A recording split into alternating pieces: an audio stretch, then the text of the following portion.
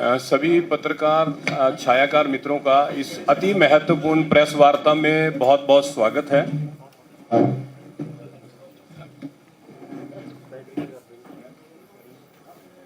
मैं अरुण जी से दरख्वास्त करूंगा, माननीय मुख्यमंत्री जी को पुष्पगुच्छ देके उनका स्वागत करेंगे। अरुण जी।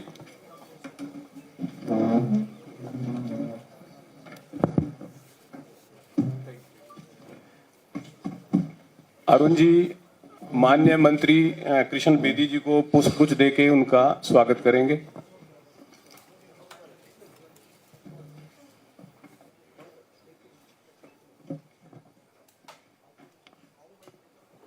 अरुण जी माननीय मुख्यमंत्री से बटन दबाकर दीनदयाल लाडो लक्ष्मी योजना के तहत वित्तीय सहायता के वितरण का आग्रह करेंगे।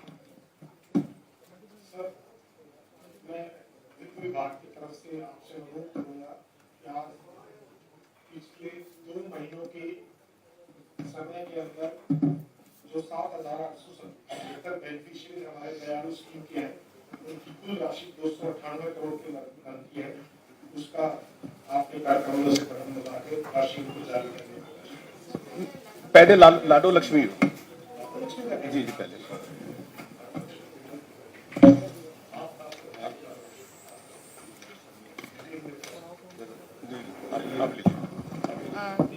नमस्कार सर।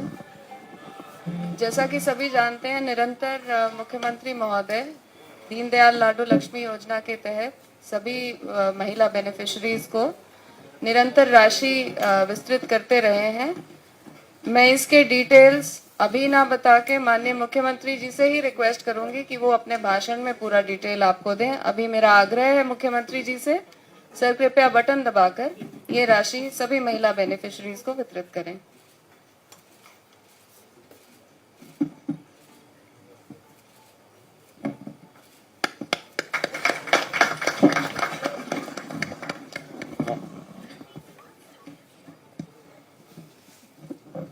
सर, इसके अलावा सेवा विभाग के सामाजिक सुरक्षा पेंशन्स भी बहुत सारी वितरित की जाती हैं। जो सरकार ने एक प्रण लिया है कि हर महीने डीबीटी प्रोग्राम के माध्यम से ही अब ये बटन दबाकर बेनिफिट्स दिए जाएंगे। पुनः मुख्यमंत्री महोदय से आग्रह है कि वो बटन दबाकर सामाजिक सुरक्षा पेंशन के बेनिफिट्स वितरित करें।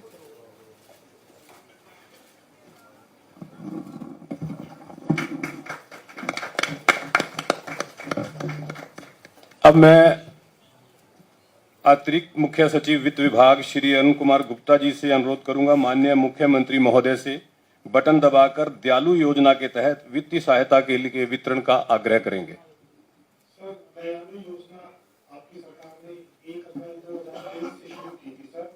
अभी तक उस स्कीम के तहत 56,223 लोगों को कुल 2118 करोड़ रुपए की राशि वितरित की जा चुकी है।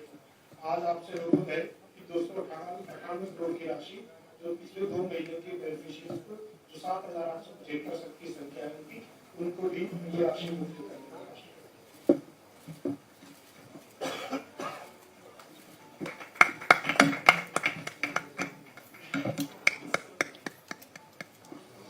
अब मैं श्री राजनारायण कौशिक जी, डायरेक्टर कृषि एवं किसान कल्याण विभाग, माननीय मुख्यमंत्री महोदय से बटन दबाकर ट्रैक्टर उपलब्धता योजना के तहत वित्तीय सहायता के वितरण का आग्रह करेंगे।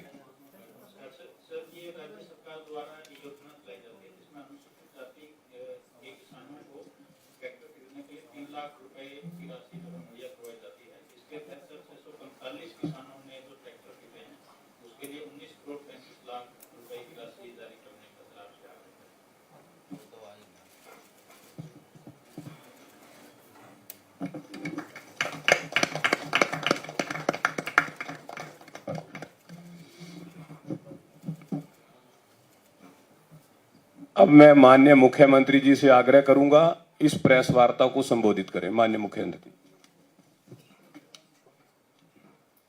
Thank you.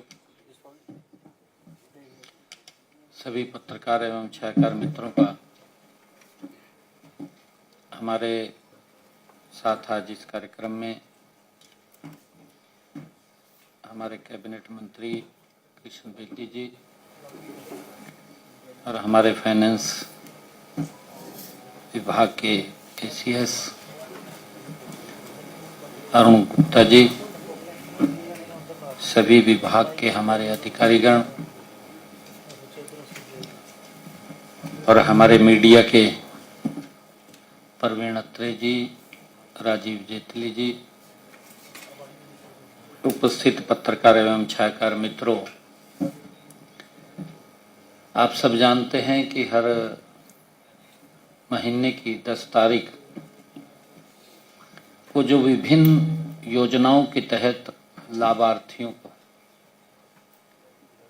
लाभ पहुंचाया जाता है, उसके निमित्त आज हमने लाडो लक्ष्मी योजना की 6ठी किस्त वो जारी की है। लाडो लक्ष्मी योजना की इस 6ठी किस्त के तहत हमारी लगभग 10 लाख बहनें जो लाभार्थी हैं, उनके खाते में 203 करोड़ 28 लाख रुपए की राशि आज ये 6ठी किस्त में जारी करते हुए उनके खाते में पहुंचाई है।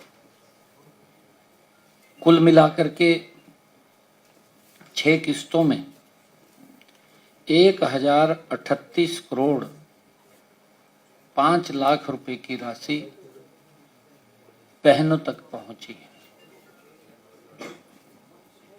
साथियों, मैं ये भी कहना चाहता हूं कि आदरणीय प्रधानमंत्री नरेंद्र मोदी जी का जो संकल्प है, महिलाओं को आर्थिक रूप से सशक्त करना, मजबूत करना, आदरणीय प्रधानमंत्री जी का जो विजन है, महिलाओं का सशक्तिकरण करना विभिन्न योजनाओं के माध्यम से, उनकी सोच के आधार पर ये डबल इंजन की सरकार गति से काम कर रही है, बहनों को सशक्त करने का काम कर रही है। मैं ये भी बताना चाहूंगा, जैसे मैंने पीछे भी आप लोगों को बताया था कि 25 सितंबर को दीनदयाल लाडो लक्ष्मी योजना ऐप का हमने शुभारंभ किया था और पंडित दीनदयाल उपाध्याय जी के 109वें जन्म दिवस के अवसर पर हमने किस्त जारी की थी। मैं ये भी बताना चाहूंगा कि 2026-27 के बजट में आगामी लाडो लक्ष्मी पंडित दीनदयाल उपाध्याय जी के जन्म दिवस पर यह आय सीमा हमने 1 लाख रुपए तक की थी फर्स्ट फेज के अंदर। इस बजट के अंदर हमने लाडो लक्ष्मी योजना का दायरा भी बढ़ाया है। पहले 5,000 करोड़ रुपया हमने रिजर्व किया था, अब 6500 करोड़ रुपया महिलाओं के लिए रिजर्व किया है, उसका दायरा भी बढ़ाया है। बीच में भी हमने दायरा बढ़ाया था कि ऐसी उन महिलाओं को भी इस योजना का लाभ मिलेगा जिनके बच्चों ने 80% से ज्यादा अंक सरकारी स्कूल में पढ़ने वाले 10वीं और 12वीं की क्लास में लिए हैं, प्राप्त किए हैं, या जिन्होंने अपने बच्चों को गंभीर बीमारी से मेहनत करके बाहर निकाला है, उन महिलाओं को भी इसके अंदर जोड़ा था। इस बजट के अंदर जब हमने इसका और दायरा बढ़ाने की बात की है तो इसका 5,000 से 6500 करोड़ रुपया हमने इसका बजट का प्रावधान किया है और इसका दायरा भी बढ़ाया है। अब 1,80,000 परिवार की हमारी जो बहनें हैं उन तक भी ये लाभ पहुंचेगा। मैंने कहा था कि इस वर्ष के अंदर हम इसकी सारी प्रक्रिया शुरू करके और पंडित दीनदयाल जी उपाध्याय जी के जयंती के अवसर पर उसको आगे हम चालू कर देंगे। और मैं ये भी कहना चाहता हूं कि आज हमने 15 तरह के जो सामाजिक सुरक्षा पेंशनों के तहत 1144 करोड़ 55 लाख रुपए की राशि सीधे 35,55,187 लाभार्थियों के खाते में आज डाली गई है। इसमें वृद्धावस्था सम्मान भत्ता, दिव्यांगजन भत्ता और सामाजिक सुरक्षा पेंशन वो शामिल हैं। हमने व्यवस्था परिवर्तन करते हुए प्रोएक्टिव मोड को अपनाया है और इसके तहत हमने परिवार पहचान पत्र डेटाबेस के आधार पर पात्र जो हमारे स्वयं निर्धारित होती है और पात्र नागरिकों को हमने बिना दफ्तरों के चक्कर काटे। ये कांग्रेस के समय में होता था। कांग्रेस के समय में तो ये होता था 6-6 महीने 1-1 साल बुजुर्ग धक्के खाते रहते थे, घूमते रहते थे, पेंशन नहीं बनती थी। फिर जो कर्मचारी था बोलता था वहां से भी ताऊ आपकी पेंशन लगेगी, कुछ सेवा कर दे, जल्दी लग जाएगी।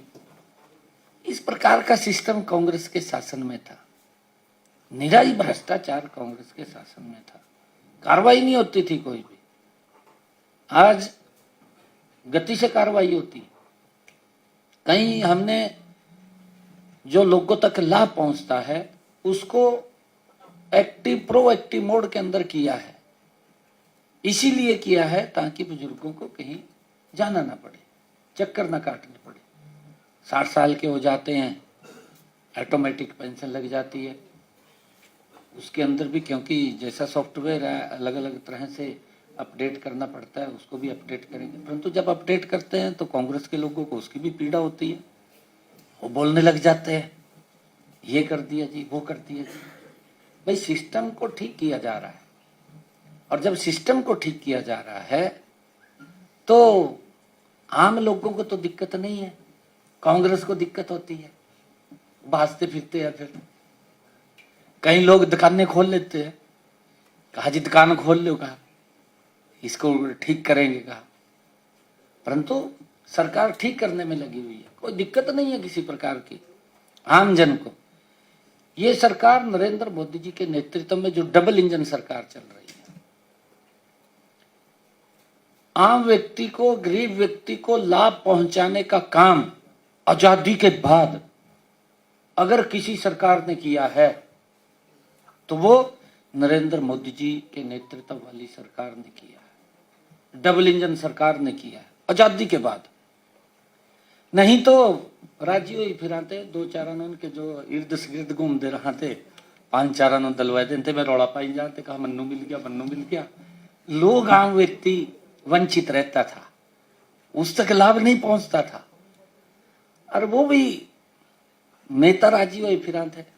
आज जब व्यवस्था ठीक है, आज बाज दे फिर रहे ना बाज दे, घूम दे फिर रहे। जब घूमने का समय था, जब व्यवस्था ठीक करने का समय था, तब तो व्यवस्था ठीक नहीं की, तब तो कहीं दिखाई नहीं दिए। अब जब व्यवस्थाएं ठीक हो रही हैं, लोगों तक लाभ पहुंच रहे हैं, अब भाजते फिर रहे, कहा यहाँ ये हो गया जी, ये हो गया जी। ये विपक्ष की इस प्रकार की पता नहीं क्या झूठ बोल का भाग जा रहा, कहां से इतना सारप झूठ बोलते हैं, इतना ऐसा झूठ बोलते हैं जो चल देंगे पूरा। AI का जमाना है, पूरा जिता देते हैं भी भाई सच बोल रहा, ऐसा झूठ बोलते हैं। परंतु उससे हमें चौकस रहने की जरूरत है। आज डायरेक्ट बेनिफिट जो ट्रांसफर्स के माध्यम से ये जो हम भुगतान कर रहे हैं, ये भुगतान हमारी सरकार की पारदर्शिता और सुशासन के प्रति अटूट प्रतिबद्धता ये हमारी सरकार की है। और इसको लेकर के हम गति से मोदी जी के नेतृत्व में काम कर रहे हैं, जिससे यह सुनिश्चित हो रहा है, हम सब जानते हैं कि राज्य की सहायता हर जरूरतमंद तथा जरूरतमंद तक और समयबद्ध तरीके से उसके पास पहुंचे। नहीं तो ऐसी स्थिति थी, बहुत सारे ऐसे लोग थे कि जो गांव के अंदर इधर उधर कहीं जा नहीं पाते थे, लोग छूट जाते थे। मैं धन्यवाद करूंगा देश के यशस्वी प्रधानमंत्री आदरणीय नरेंद्र मोदी जी का। उन्होंने दिल्ली से बैठ करके एक निर्णय किया, बड़ा निर्णय किया। निर्णय ये किया कि मेरे गांव का कोई भी पात्र व्यक्ति सरकार की योजना से छूटे ना, उस तक लाभ पहुंचे।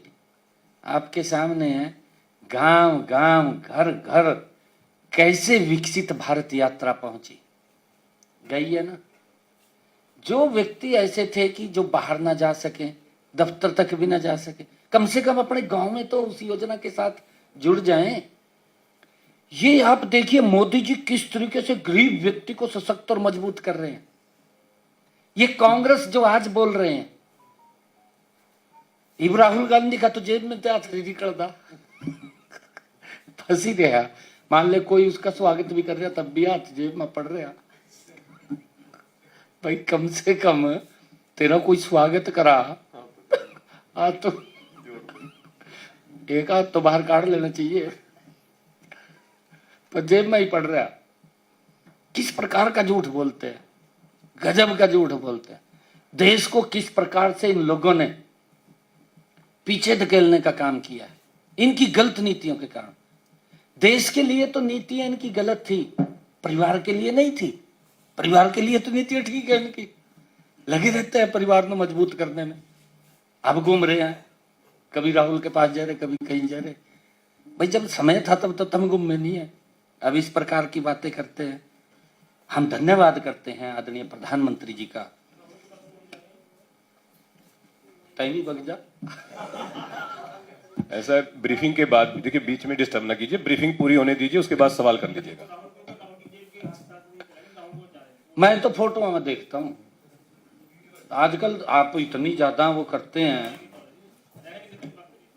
हरियाणा की वो देश में भी कहीं देखेंगे, देश में भी अगर कहीं देखेंगे, राहुल गांधी को जेब में तेरे हाथ काटने का समय नहीं है। लोग स्वागत कर रहे हैं उसका।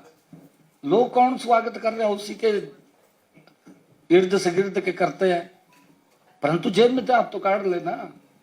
झूठ तो ना बोल रहा, लगातार झूठ बोल रहा। भाई कम से कम हम ये बात कह रहे हैं, भाई अगर आप लोग कांग्रेस के लोग अगर उन्होंने कोई काम अपने इस कार्यकाल का नहीं बता सकते, भाई मोदी जी के कार्यों का विरोध तो ना करें ना। हाँ विरोध करिए, हम ये नहीं कहते भी ना करो विरोध, विरोध करिए, परंतु उसका करिए जिसका पब्लिक को नुकसान हो रहा हो या देश को नुकसान हो रहा हो, उससे अवगत कराना चाहिए। जिससे पब्लिक को लाभ हो रहा है उसी का विरोध कर रहे, फिर ये क्या बात करें इसकी, बताओ। ये बड़ा विपक्ष की जो भूमिका है ये बड़ी चिंताजनक है।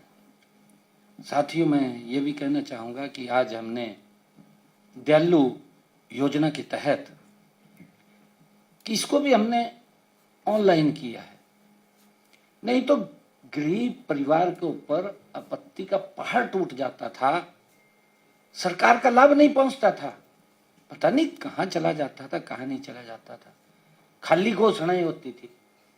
आज आपके सामने है, हमने इसको ऑनलाइन किया है, पोर्टल से किया है। भी घर बैठे व्यक्ति इसको ऊपर अप्लाई कर दे, दफ्तर में नहीं जाना।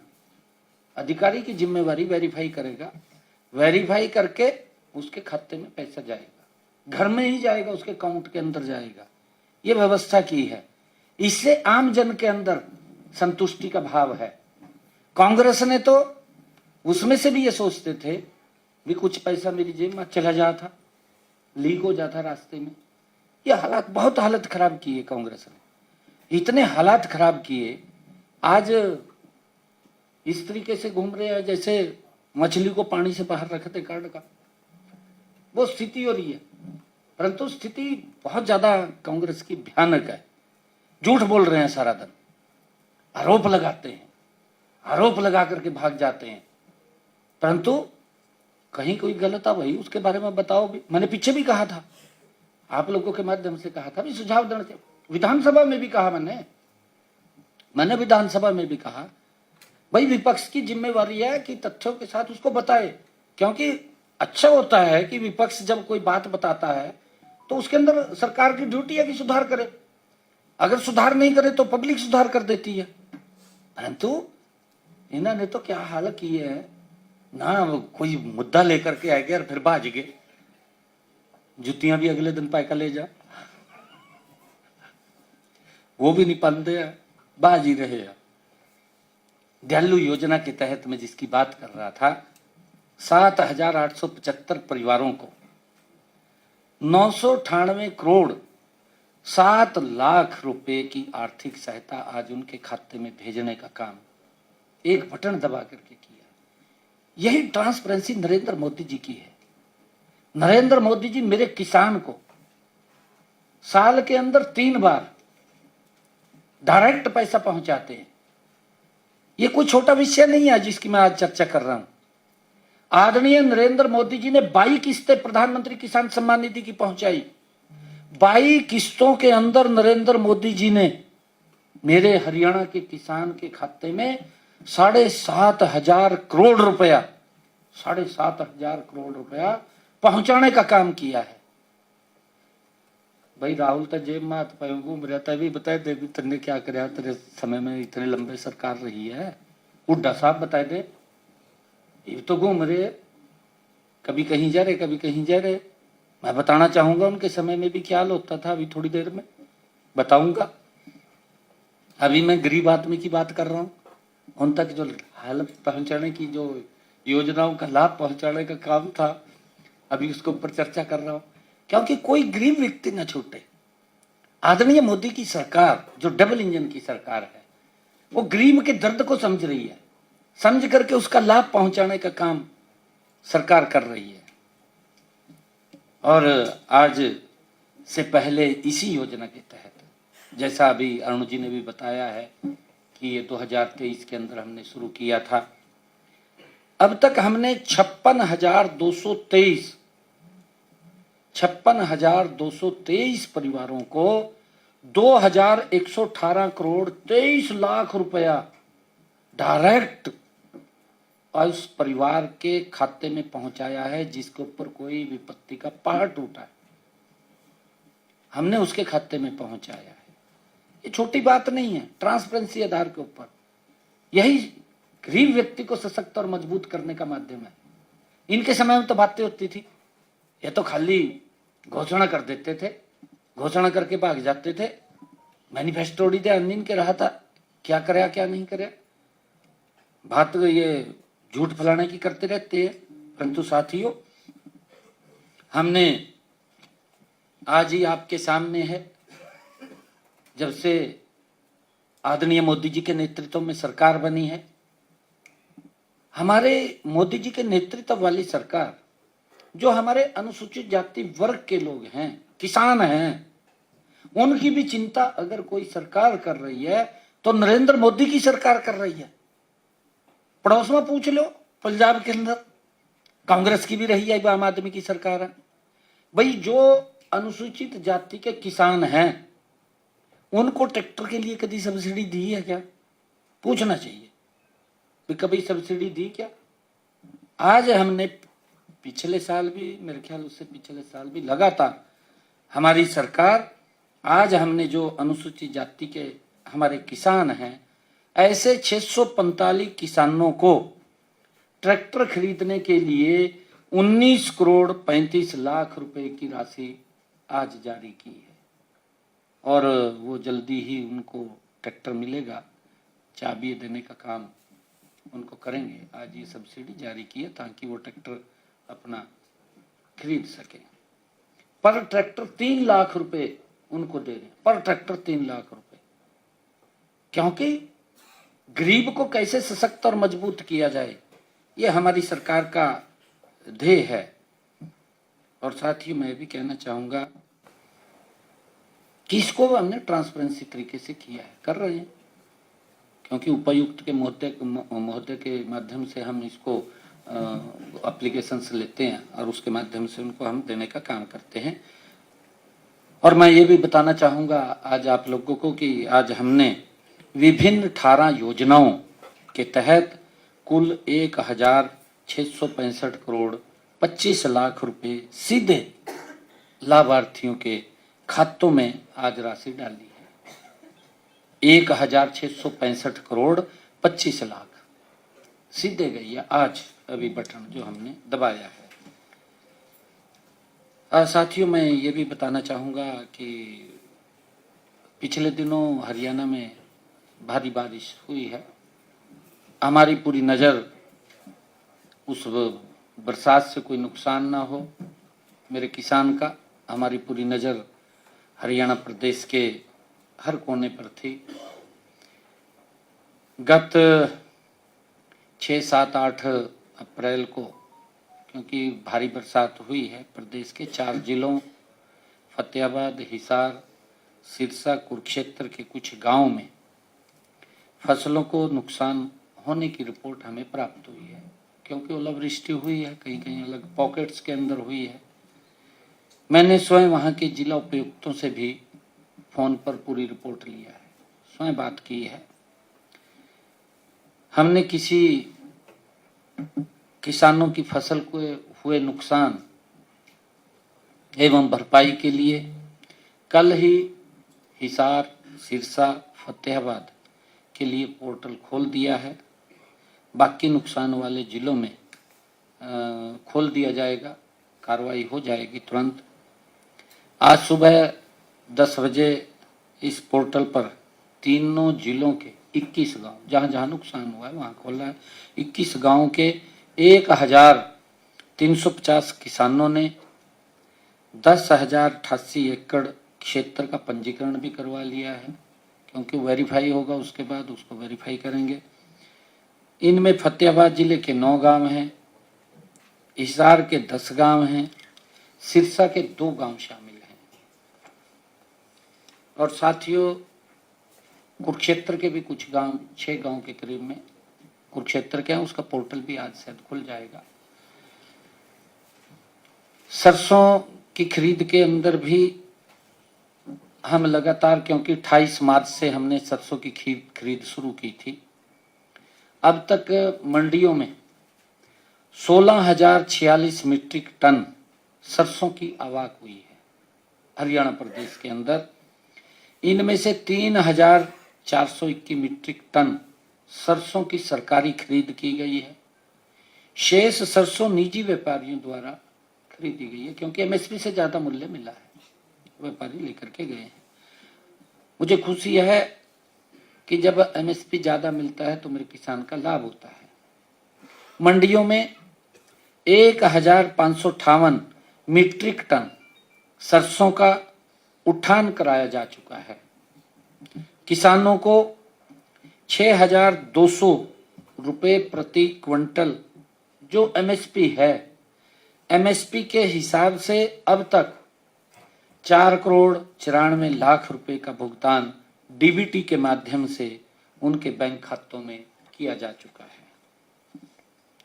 इसी प्रकार साथियों, गेहूं की खरीद को लेकर के जो हमने 1 अप्रैल से गेहूं की खरीद शुरू की थी, 1 अप्रैल से खरीद शुरू हुई थी, अब तक मंडियों में 17,37,000 मीट्रिक टन गेहूं की आवक हुई है। 17,37,000 मीट्रिक टन गेहूं की आवक मंडियों में हुई है। इनमें से 3,92,000 मीट्रिक टन गेहूं खरीदी जा चुकी है। और अब बारिश पड़ रही थी, क्योंकि उठान के अंदर थोड़ी दिक्कतें, सारी चीज में दिक्कत आ रही थी, कुछ नमी भी हो रही थी उसके अंदर, उसके कारण भी थोड़ी परचेज नहीं हो पा रही थी। मौसम परमपिता परमात्मा ने खोला है और जल्दी ही, क्योंकि अब एकदम दबाव भी रहेगा पूरा मंडियों के ऊपर, हमारी पूर्ण तैयारी है। और अब तक मैं ये बताना चाहूँगा कि किसानों को जो उठान की प्रक्रिया है, मौसम खुलेगा, अब उठान शुरू हो जाएगा। किसानों को 2585 रुपए प्रति क्विंटल, जो 2585 रुपए एमएसपी गेहूं के ऊपर है, उसके समर्थन मूल्य के हिसाब से अब तक 13 करोड़ 9 लाख रुपए का भुगतान डीबीटी के माध्यम से किसान के खाते में कर दिया है। और मैं ये भी बताना चाहूंगा, क्योंकि कैबिनेट ने अभी परसों जो फैसला किया था कि हमने 8 अप्रैल को प्रदेश के मजदूरों के मिनिमम वेज में वृद्धि की बात उसमें हमने फैसला किया था। मैं ये बताना चाहूंगा कि अब अकुशल श्रमिकों का मासिक वेतन 11,275 रुपए से बढ़ा करके 15,220 रुपए तथा अर्ध कुशल श्रमिकों का मासिक वेतन 12,430 रुपए से बढ़ाकर 16,780 रुपए कर दिया गया है। ये अभी कैबिनेट की बैठक में फैसला हुआ है। इसी प्रकार जो हमारे कुशल श्रमिक हैं उनका मासिक वेतन 13,704 रुपए से बढ़ाकर 18,500 रुपए वो किया गया है। और इसी प्रकार हाई स्किल्ड श्रमिकों का मासिक वेतन 14,379 रुपए से बढ़ा करके हमने 19,425 रुपए ये कर दिया गया है। और श्रमिकों के न्यूनतम मासिक वेतन में लगभग 35% की बढ़ोतरी ये की गई है। और मैं एक और आपको ये कहना चाहूँगा, क्योंकि पिछले दिनों हमारे फरीदाबाद के अंदर एक दुखद घटनाक्रम हुआ था। फायर कर्मियों ने वहाँ पर अपनी जो साहस दिखाते हुए उसके अंदर आग के ऊपर काबू पाते हुए वो स्वयं भी उस दुर्घटना में शिकार हो गए हैं। ऐसे हमारे HKRN के तहत कार्यरत 2 फायर कर्मियों की ड्यूटी के दौरान उनकी दुखद मृत्यु इस हादसे में हो गई थी। और मृत्यु के बाद सरकार ने तुरंत राहत के रूप में प्रति परिवार 30 लाख रुपए की राशि वो जारी करने का निर्णय लिया है। दोनों परिवारों को 30 लाख रुपए, हरियाणा परिवार सुरक्षा न्यास के माध्यम से 10 लाख रुपए प्रति परिवार तथा मुख्यमंत्री राहत कोष से 20 लाख रुपए प्रति परिवार राशि जारी की जाएगी। और इसके अतिरिक्त उनके परिवार के एक आश्रित को HKRN के माध्यम से नौकरी भी दी जाएगी, क्योंकि वो HKRN में लगे हुए थे। इसके अलावा सरकार अतिरिक्त इंश्योरेंस के रूप में भी, क्योंकि उनका बैंक से महाराष्ट्र बैंक ऑफ महाराष्ट्र उसके अंदर उनसे बातचीत चल रही है, उसके वित्तीय सहायता पीड़ित परिवारों को दिलाने का प्रयास भी विभाग कर रहा है। और साथियों मैं ये भी बताना चाहता हूँ, क्योंकि कांग्रेस और कई अन्य दल लगातार ऐसे घूम रहे हैं कि जैसे कोई मुद्दा होता है कि कैसे मुद्दे को पकड़ा जाए, परंतु मुद्दा हाथ नहीं लगता, मारे मारे घूमते हैं। अपने याद नहीं रहती उनकी बातें भी, हमारे कार्यकाल में क्या होता था, कैसे व्यवस्थाएं थी। व्यवस्थाएं तो तब पता लगे ना, तब जमीन पे जाएं। आज हमारे सभी विधायकगण, सभी मंत्रीगण, सभी अधिकारीगण, आज हर मंडी का एक नोडल अधिकारी भी है। हमारा ACS लेवल का सचिव जिले का देख रहा है कि किसान को कोई किसी प्रकार की दिक्कत ना आए। हमारे मंत्री जा रहे हैं मंडियों में, व्यवस्थाओं का जायजा ले रहे हैं, देख रहे हैं। हमारे विधायकगण जा रहे हैं, मंडियों का जायजा ले रहे हैं कि किसान को भी एक रत्ती भर दिक्कत वहां ना आए। परंतु हमारे विपक्षी साथी जिस प्रकार का वंडर खड़ा करने की कोशिश कर रहे हैं, मैं उनके बारे में भी थोड़ा बताना चाहता हूं, क्योंकि उनको ध्यान रखना चाहिए भी उनके समय में क्या होता था, कैसी कैसी व्यवस्थाएं थी, कैसे किसान परेशान होते थे, वो नहीं था ध्यान में इनके। तब तो कहीं और राजी रहते थे वो। 2005 से 2014 हुड्डा साहब का शासन रहा। हुड्डा साहब ने राज किया है, शासन नहीं किया। 2005 से 2014 तक राज किया है कांग्रेस सरकार ने। उनके राज में क्या होता था, गेहूं खरीद को लेकर के आज घूम रहे हैं। मैं बताना चाहूंगा, थोड़ा सा आईना उनको दिखाना चाहूंगा भी तेरे समय में क्या होता था। कम से कम वहां प्रेस में बोलना चाहिए इनको भी हमारे समय में ये व्यवस्था थी, इनके समय में ये व्यवस्था है, इन्होंने परेशान कर दिया किसानों को भी हम ये सुविधा देते थे। बताना ही फर्ज बैठता है ना। कंपैरिजन तो तभी होता है, खाली घूमने से कोई लाभ थोड़ी होता है कि आज घूम रहे हैं मंडियों में। मंडी में हमारे मंत्रीगण जा रहे हैं, व्यवस्थाओं का जायजा ले रहे हैं, हमारे विधायकगण जा रहे हैं, हमने सेक्रेटरीज की ड्यूटी लगाई है, हमारे सेक्रेटरीज जा रहे हैं। मेरे किसान को कहीं रत्ती भर दिक्कत परेशानी ना आए उसकी व्यवस्था कर रहे हैं। कहीं गड़बड़े हुई उसके लिए एक योजना भी बनी है, उस गड़बड़ को रोका जाए। मेरा किसान समझ रहा है, मैंने 2 रोज पहले भी प्रेस के अंदर कहा था कि मेरा किसान भी समझ रहा है कि इस गड़बड़ को रोका जाए। ये किसान के नाम के ऊपर जो गड़बड़े होती हैं उसको रोकने का काम हमारा किसान आगे आ रहा है। हमारा किसान चाह रहा है कि हाँ गड़बड़ को रोका जाए, गड़बड़ नहीं होनी चाहिए। परंतु हमारी सरकार का मैंडेट है कि अपने किसान का एक एक दाना खरीदने का काम हरियाणा सरकार करेगी, कोई दिक्कत किसी को नहीं आने देंगे। ये जागरूक सरकार है, ये जाग रही है, रात को भी जागती है सरकार। ये रात को भी देखती है अभी किसान को कोई परेशानी ना हो, तब भी देखती है। परंतु इनके समय में क्या होता था, क्योंकि ये तो बताएंगे नहीं, मुझे ही बताना पड़ेगा। इनके समय में क्या होता था, किसान 3 से 7 दिन तक ट्रैक्टर ट्राली लेकर के लाइन में खड़ा होकर के इंतजार करता था। इनके समय में शायद पता होगा इनको, इन्हें बताना चाहिए कहीं ना कहीं भी हमारे समय में व्यवस्था थी। 3 से 7 दिन लगते थे, ट्रैक्टर ट्राली खड़ी रहती थी, उतरता नहीं था अनाज, मंडी भर जाती थी। ये स्थिति थी इनके समय में। बोरियों की सप्लाई समय पर नहीं होती थी क्योंकि पूरी मंडी भर जाती थी। बोरियों की सप्लाई भी नहीं होती थी समय पर। गेहूं खुले में पड़ा रहता था, इनके समय की बात है ये, उसके बारे में बताना चाहिए भाई। आसमान के अंदर पड़ा रहता, बरसात आ जाती थी, क्या हाल होता था। किसान अपने पैसे से खरीद करके तरपाल लेकर के आता था, फिर ढकता था भी चलो थोड़ा बहुत अनाज बच जाएगा।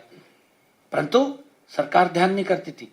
आज हमने तरपाल के लिए भी आड़तीज को भी हमने निवेदन किया है, हमने सेक्रेटरीज को भी कहा है कि भाई अगर किसान की बरसात आ जाए तो उसको ढकने का इंतजाम भी वहां से वो होना चाहिए, उसको करना चाहिए। ये बात कही है, बड़ा उसके अंदर वो करते हैं। परंतु इनके समय में तो खुले में पड़ा रहता था, उसके बारे में नहीं बताते। और इनके समय में पर्याप्त गोडाउन नहीं थे, आपके सामने है। लगातार अगर 2014 के बाद आज 2026 कितने नए गोडाउन बन रहे हैं।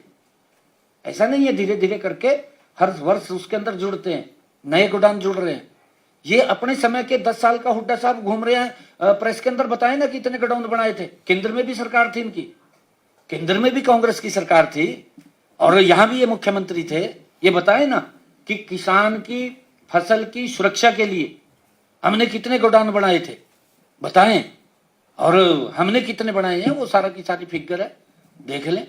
पर्याप्त व्यवस्था नहीं थी, गेहूं को खुले में तिरपाल के नीचे ही रखना पड़ता था, आपके सामने है। फसल में इनके समय के अंदर कटौती किस प्रकार से होती थी और रिजर्वेशन ज्यादा रहता था, काफी बड़ा रहता था वहां से, आपके सामने है। सिस्टम पूरी तरह से इनके समय में धीमा था। धीमा भी ऐसा था, मैंने कहा कि 3 से 7 दिन लगते थे ट्राली उतारने में, जगह नहीं मिलती थी। परंतु अब ये दुष्प्रचार कर रहे हैं, किसानों को मंडी से पैसा भी समय पर नहीं मिलता था, आपके सामने है। इनके समय में आज 48 घंटे में, मैंने फिगर बताई ना, इनके समय में तो 2-2 रुपए के चेक मुआवजे के गए हैं, 2-2 रुपए के चेक गए। 500 रुपए खत्ता खलवाने में लगते थे, 2 रुपए का चेक दे करके हंसते थे ये लोग भी हमने मुआवजा दे दिया। ताड़ियां पटवाते रहते थे, ये हालात थे इनके। परंतु अगर हम बात करें आज की तारीख से लगभग हमने जो पिछले साल का अगर हम देखें, आज की टिल डेट हमने डबल पेमेंट कर दिया किसान की, डबल पेमेंट। लगभग 6,000 थी और हमने 13,000 का, अब आंकड़ा मैंने बताया 13,000 करोड़ रुपया हमने वो दिया है किसान को। उनके इसमें जो फिगर है, अब तक हमने किसान को जो हमने पैसा पहुंचाया है अब तक, ये 13 करोड़ 9 लाख रुपए पहुंचाया, 13 करोड़ 9 लाख रुपए पहुंचाया। जबकि पिछले साल आज की डेट में लगभग 6,000 करोड़ रुपया, 6,000 करोड़ नहीं, इसके अंदर अब तक हमने, क्योंकि अब तक मैं आपको बता रहा हूं 13 करोड़ 9 लाख रुपए हमने अब तक भेजा है। 13 करोड़ 9 लाख रुपया डीबीटी के माध्यम से किसान के खाते में पहुंचा। हाँ, गेहूं अभी तो शुरू हुआ है सीजन, अभी सीजन शुरू हुआ। मैं अभी अगली बात जो कहने वाला हूं उसके ऊपर मैं निवेदन भी कर रहा हूं। 13 करोड़ 9 लाख रुपया हमने किसान के खाते में पहुंचा दिया है, जबकि पिछले साल आज की डेट तक लगभग 6 करोड़ रुपए था। ये डबल किया हमने। अब की बार इसके अंदर जो फसल खरीदी उसका डबल गया है, ज्यादा उसके अंदर पैसा गया। मैं ये बात आपके बीच में कह रहा हूं। अब अगली बात ये है, क्योंकि विपक्ष का काम है, विपक्ष अच्छा है, घूमना चाहिए, हम कोई मना थोड़ी करते हैं विपक्ष को। विपक्ष की ड्यूटी है, जाना चाहिए, ड्यूटी को ठीक तरीके से निभाए, ठीक ड्यूटी निभानी चाहिए, जाकर के झूठ नहीं बोलना चाहिए। अब आप लोग जो पत्रकार जागरूक हैं, अब आपके सामने तो पत्रकार देख कर तो बड़ा भी मेरी बात जह रही है, पर ये तो नहीं पता ना क्या बोल रहा है, झूठ बोल रहा है। मैंने थोड़ा आईना दिखाया उनके समय का भी थरे समय में क्या होता था। अब मैं ये कहना चाहता हूं, देखिए मौसम साफ है, मैं परमपिता परमात्मा से ये भी प्रार्थना करता हूं कि मौसम साफ रहे, मेरे किसान की फसल मंडी तक पहुंचे। सरकार ने पूर्ण व्यवस्थाएं की हुई हैं, सरकार ने बारदाने की व्यवस्था पूरी की है, उठान की व्यवस्था पूरी की हुई है, परचेज का भी एक एक दाना होगा। परंतु इनके समय के अंदर, ये उस समय में था जब 2 महीने 2.5 महीने फसल बाजार में आने में लगता था, क्योंकि हाथ से मशीनरी युग नहीं था, तब भी जाम रहता था और तब उतनी पैदावार भी नहीं होती थी। अब तो पैदावार भी ज्यादा है, अब पैदावार भी ज्यादा है, अब समय भी कम हो गया है। जो 2.5 महीने का समय था अब वो मात्र 15 से 20 दिन का रह गया। 15 से 20 दिन के अंदर ये पूरी फसल आ जाती है। जैसे मौसम खुलेगा अब एकदम दबाव बनेगा, उस दबाव के अंदर व्यवस्थाओं में अव्यवस्थाओं में हो जाता है कुछ ना कुछ। मेरा सभी किसान भाइयों से आग्रह है कि इसके अंदर सहयोग करें, क्योंकि ये सीजन का समय कम रह गया, परंतु इसको हम मिलकर के काबू पाएंगे। हमारी नजर है, हर तरीके से नजर है हर काम के ऊपर, कहीं कोई दिक्कत नहीं आने देंगे। अगर कहीं कोई अव्यवस्था थोड़ी होती है उसको थोड़ा कोऑपरेट करने का हम काम करेंगे, तो जिससे कि मिलकर के इसको काबू पाया जा सके, ये मेरा आग्रह है। विपक्षी साथियों से भी मैं कहना चाहूंगा, अच्छा है वो ध्यान रखें, परंतु दुष्प्रचार ना करें, झूठ ना बोलें, वही इतना का आग्रह है। Thank you. समय के अभाव के चलते अगर कोई सवाल है, माननीय मुख्यमंत्री जी का आगे प्रोग्राम है, उस हिसाब से अपना एक सवाल पूछ सकते हैं। सवाल है, ये बैंक फ्रॉड को लेकर आपने बड़ा जैसी सामने आया, आपने कार्रवाई की, ऐसा किया, अब 2 अधिकारी सस्पेंड भी किए हैं, लेकिन जो एक तबादले हुए हैं, क्या है कि कुछ और अधिकारियों के खिलाफ जांच करवाने जांच तो उसी दिन से चल रही है, दे रखी थी, परंतु हमने, क्योंकि हमारी सरकार 0 टॉलरेंस पे काम करती है, मेरा आग्रह भी है, मैं ये कहना चाहूंगा, क्योंकि हम मिलकर के सिस्टम को चलाने वाले हैं, जनता के प्रति हमारी जवाबदेही है। ये पहली ऐसी सरकार है मोदी जी के नेतृत्व में जो कुछ भी करती है जनता के बीच में जाकर के करती है, बताने का काम करती है। नहीं तो पहले आज तक बताया भी नहीं गया भी क्या काम हुए क्या नहीं हुए, क्योंकि काम होते थे तो उन्हीं को बताया जाता है। हर वर्ष अपना हम जो हमने काम किया है वो भी बताते हैं जनता के बीच में जाके, एक साल में इतने काम किए हमने। ये मोदी जी ने ये परंपरा डाली है। मेरा आग्रह ये है, क्योंकि हम सब इस प्रदेश को आगे बढ़ाने वाले लोग हैं, आप भी उसी में हैं, मैं भी उसी में हूं, हमारे अधिकारी भी उसी में हैं। हमने देखिए जनता के प्रति जवाबदेह होना चाहिए, ये मेरा आग्रह है। मुझे दुख होता है कि इतना बड़ा सिस्टम हुआ है, विधानसभा के अंदर विपक्ष ने उठाया है, उनकी जिम्मेवारी है। मैंने इस बात को आश्वस्त किया था कि 24 घंटे में पैसा वापस आ जाएगा, 24 घंटे में हमारा पैसा वापस आ गया। दोबारा फिर वो कोटक महिंद्रा का निकला था, वो भी वापस हमने ले लिया है। एयू स्मॉल में चला गया था, वो भी वापस ले लिया, पैसा हमारा सारा वापस आ गया।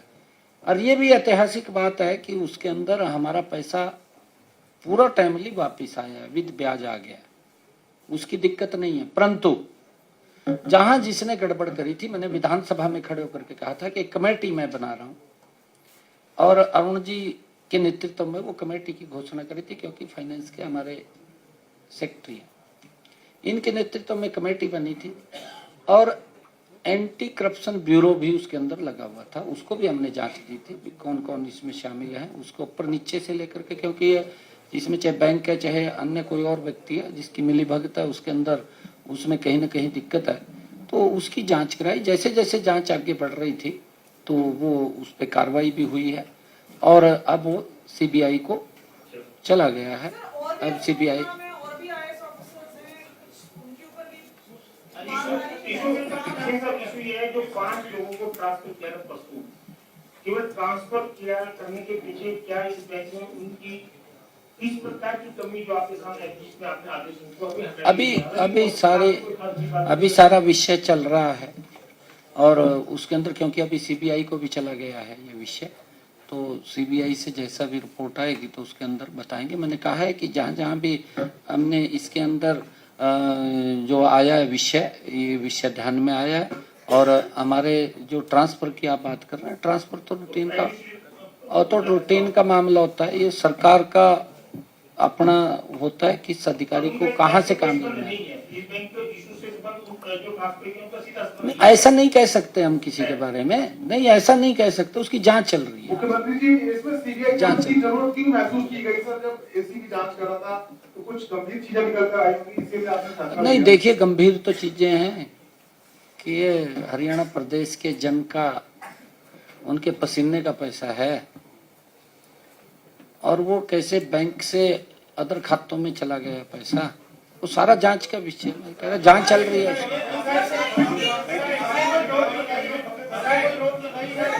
Thank you very much, thank you very much. वो कहा है, वो डायरेक्शन जारी की है।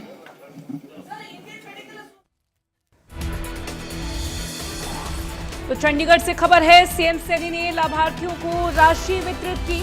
विभिन्न योजनाओं के तहत लाभार्थियों को राशि जारी कर दी गई है। लाडो लक्ष्मी योजना की 6ठी किश्त यहां पर 6th इंस्टॉलमेंट जारी कर दी गई है। लगभग 10 लाख बहनों के खाते में राशि जारी हुई। सीएम ने कहा 203 करोड़ 28 लाख की राशि भेजी गई है। तो प्रेस कॉन्फ्रेंस के दौरान सूबे के सीएम नायब सिंह सैनी ने कुछ बड़ी बातें कही है। सीएम सैनी ने लाभार्थियों को राशि जारी की और उसके बाद मीडिया से वो हुए रूबरू, मीडिया से मुखातिब हुए। विभिन्न योजनाओं के तहत लाभार्थियों को राशि जारी करने के बाद उन्होंने कहा कि लाडो लक्ष्मी योजना की 6ठी किश्त 6th इंस्टॉलमेंट जारी कर दी गई है। फायर विभाग के 2 कर्मचारियों की मौत का मामला